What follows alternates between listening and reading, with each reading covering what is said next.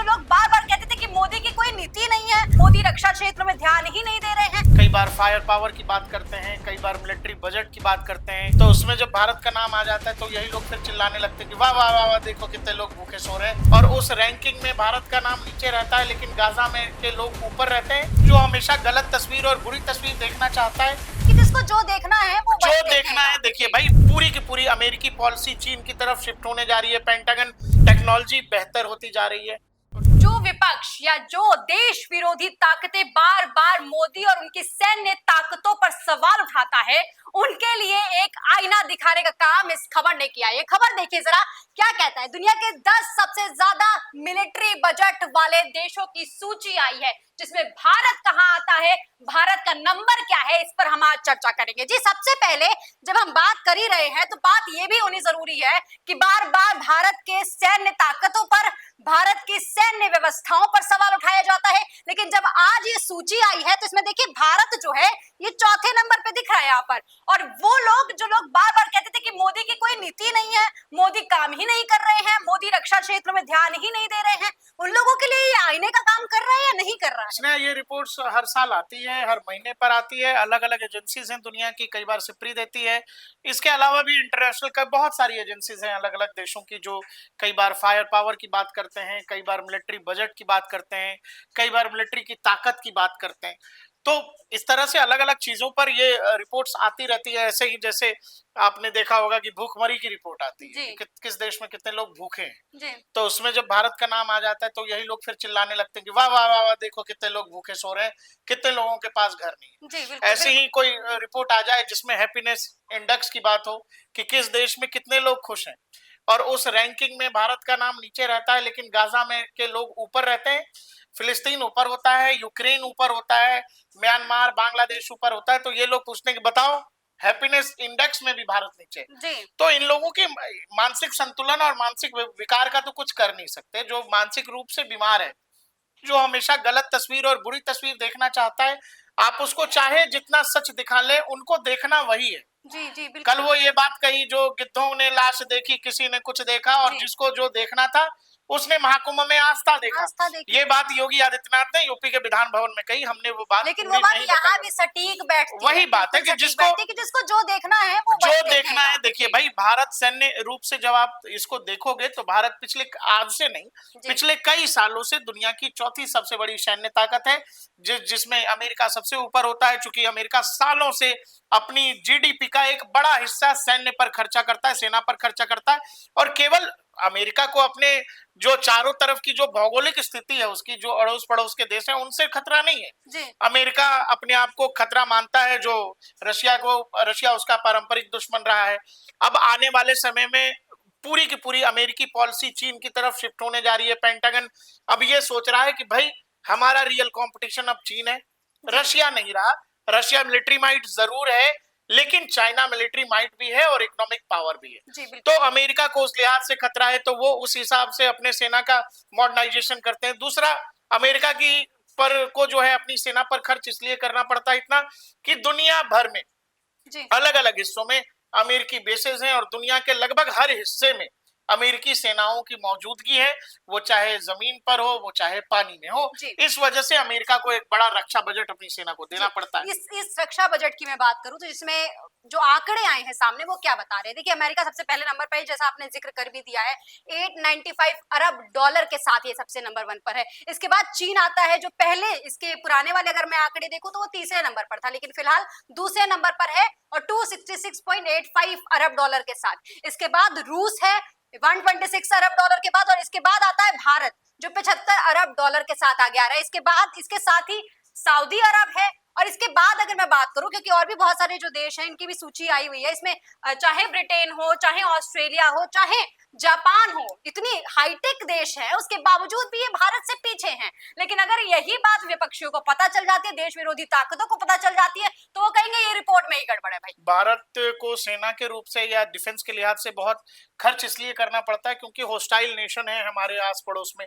तो आप बांग्लादेश का सिचुएशन देख लो, 2 फ्रंट पर तो हमें हमेशा काम करते रहना पड़ता है। एक बहुत बड़ा मिलिट्री माइट है चाइना, और दूसरी तरफ पाकिस्तान है। जी, बिल्कुल। पाकिस्तान भी आर्मी के लिहाज से देखेंगे तो एक बड़ी सैन्य ताकत पाकिस्तान भी है एशिया में। हालांकि आर्थिक लिहाज से वो काफी कुछ पिछड़ रहा है और भारत की आर्मी के लिहाज से देखेंगे तो कमजोर है। जी। लेकिन जब आप उसको चीनी सेना के साथ जोड़ देंगे, क्योंकि ये खतरा है हमेशा भारत के पास, जिस तरह का देश है चीन और पाकिस्तान, इन दोनों ही देशों से हमारे संबंध बहुत अच्छे नहीं है। और अगर इन फ्यूचर के लिहाज से भी देखेंगे, जब फ्यूचर वॉरफेयर पर भारत के डिफेंस जी। के जानकार सोचते हैं तो वो इस बात के संकेत हमेशा देते हैं कि संभव है कि पाकिस्तान और चाइना दोनों एक साथ भारत के खिलाफ युद्ध के मोर्चे खोल दें। जी। अगर एलओसी पर पाकिस्तान हमको इंगेज करेगा और एलएसी पर सेम टाइमलाइन में अगर चाइना भी भारतीय सेनाओं को इंगेज करता है तो आपको उस लिहाज से तैयार होना पड़ेगा। अगर आप एलओसी पर वो चाहे कश्मीर का रीजन हो और चाइना के बॉर्डर पर अगर नॉर्थ ईस्ट में आपको इंगेज कर दिया चीन ने, तो इस लिहाज से इतनी बड़ी तैयारी आपको करनी पड़ती जी। है। इसीलिए हमारा सैन्य बजट बहुत ज्यादा रहता है। केवल पाकिस्तान की बात नहीं है, चाइना एक बड़ा मिलिट्री माइट है और अब हम पाकिस्तान को देखकर भारत अपनी सैन्य तैयारियां नहीं करता है। लेकिन यहाँ पे एक बात और है ध्यान देने वाली, जो लोग बार बार देश को बांग्लादेश या पाकिस्तान से कंपेयर करते हैं, उनके लिए देखिए, उनके लिए साफ संदेश है कि भाई इन 10 सर्वश्रेष्ठ खर्च करने वाली, रक्षा क्षेत्र में खर्च करने वाली देशों में भारत तो है, लेकिन पाकिस्तान नहीं है, बांग्लादेश नहीं है, मतलब वो कहीं एग्जिस्ट ही नहीं कर रहे हैं। 10 शक्तिशाली देशों में भी। भारत क्षेत्रफल के हिसाब से बहुत बड़ा देश है जी। भारत आबादी के हिसाब से दुनिया का सबसे बड़ा देश है जी। भारत आर्थिक के लिहाज से दुनिया का पांचवी सबसे बड़ी शक्ति है। जी, बिल्कुल। तो इन लिहाज से देखेंगे तो पाकिस्तान और बांग्लादेश हमारा कभी कंपटीशन थे ही नहीं। जी। हमारी लड़ाई असल में चीन से है और इन फ्यूचर भी जो भारतीय सेना, वो चाहे भारत की एयरफोर्स हो, इंडियन नेवी हो या इंडियन आर्म फोर्सेज हो, वो अपनी तैयारी हमेशा चीन को देख करके करती है। जी। और इसी लिहाज से आपको देखना पड़ेगा कि साल दर साल अभी भी जो हमारा रक्षा बजट है जी। ये इस लिहाज से कम है, जी। लेकिन ये धीरे धीरे समय के साथ बढ़ रहा है। क्योंकि अगर आप अमेरिका और चीन का डिफरेंस भी देखेंगी तो चीन इस बजट के साथ काउंटर करना चाह रहा है अमेरिका को, वो कर सकेगा क्योंकि अमेरिका पूरी दुनिया में अलग अलग जगहों पे खर्च कर रहा है। जी। और भारत को आप देखेंगे तो हमारी जो सैन्य जरूरतें हैं, जी। जो हमको चाइना बॉर्डर पर या फिर पाकिस्तान बॉर्डर पर जिस तरह के वो चाहे सैन्य हथियार हो या रखरखाव की बात हो या फिर जिस तरह की लॉजिस्टिक सपोर्ट की जरूरत हो या इंफ्रास्ट्रक्चर की जरूरत हो, उन सब लिहाज से भारत हर साल अपना सैन्य बजट बढ़ा रहा है। इसके पिछले साल की अगर मैं बात करूं तो 71 अरब डॉलर था और अभी 75 अरब डॉलर है। तो ये वाकई देखने वाला डिफरेंस है कि लगातार साल दर साल ये बजट बढ़ाकर ये भी संदेश देना चाहता है कि अब भारत जो है वो कमजोर तो कहीं से नहीं है। भारत कमजोर कभी से नहीं था, हम हमेशा से दुनिया के मिलिट्री माइट रहे हैं और यूपीए की सरकार में भी हम चौथी आर्मी, बड़ी आर्मी थे। सवाल यह है कि सेना हमारे यहाँ पाकिस्तान के हिसाब से काम नहीं करती है। जी। सेना हमारे यहाँ पॉलिटिकल क्लास को सुनती है, उस क्लास को सुनती है जो क्लास इस देश की जनता द्वारा चुनकर बैठाया जाता है। जी। अगर आप में पॉलिटिकल विल नहीं है तो सेना कमजोर है, ऐसा नहीं। सेना हमेशा से वैसी ही थी जैसी आज है। जी। सेना के काम करने का तरीका, सेना का जो डेकोरम है, वो सब कुछ वैसा ही था। सेना हमारे यहाँ पाकिस्तान, जैसा मैंने कहा कि पाकिस्तान के हिसाब से या किसी सुरक्षा एजेंसी या आईएसआई के लिहाज से नहीं चलती है। हमारे यहाँ पॉलिटिकल क्लास जो सेना को कहता है उस हिसाब से वो एक्ट करते हैं और भारतीय सेना हमेशा से ही मजबूत रही है। लेकिन आपने वो चाहे मुंबई का हमला हो या देश में तमाम शहरों में जो कुछ पाकिस्तान कर पा रहा था, आपने वो फ्री हैंड कभी सेना को दिया ही नहीं। आप पुराने जवानों से मिलिए या आप भी जो लोग सर्विसेज में हैं, वो सीधा बताते हैं कि कुछ इलाके ऐसे हैं एलओसी के जहां पाकिस्तानी सैनिक और भारतीय सैनिक बिल्कुल आमने सामने होते हैं। इस स्थिति में होते हैं कि दोनों एक दूसरे की आवाज सुन सकते हैं। तो सामने से पूछा जाता था कि भाई उधर से ताबड़तोड़ फायरिंग हो रही है और इधर सन्नाटा है, क्यों? क्योंकि इधर से किसी साहब को फोन किया गया है। वो जनरल साहब जब दिल्ली से फोन करेंगे, दिल्ली में जब कहा जाएगा तो वहां जवाब दिया जाएगा, तब तक वहां हमारे जवान शहीद होते रहते थे।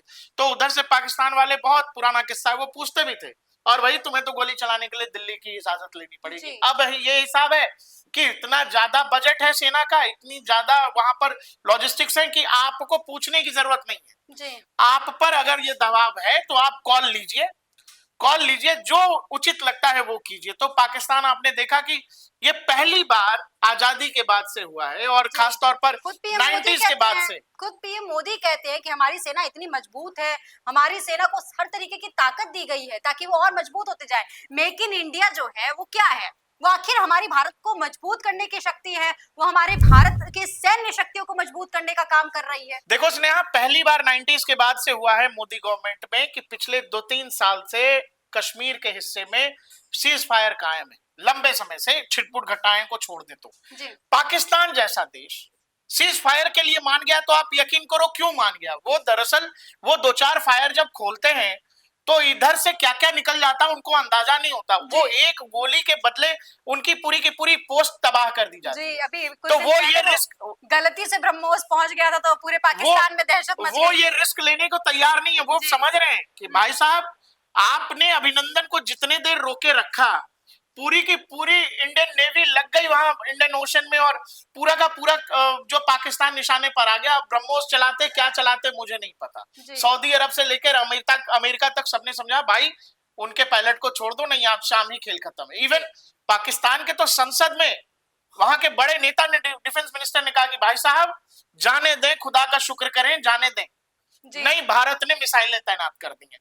तो भारत अब एक्ट कैसे करता, मैंने कहा ना कि सेना और सेना के काम करने का तरीका हमेशा से ऐसा ही है, लेकिन वो हमेशा पीछे रहते हैं, उनको आगे करना पड़ता है। अगर पॉलिटिकल क्लास चाहता है कि जवाब सेना को देना चाहिए तो सेना फिर अपने तरीके से हैंडल करती है।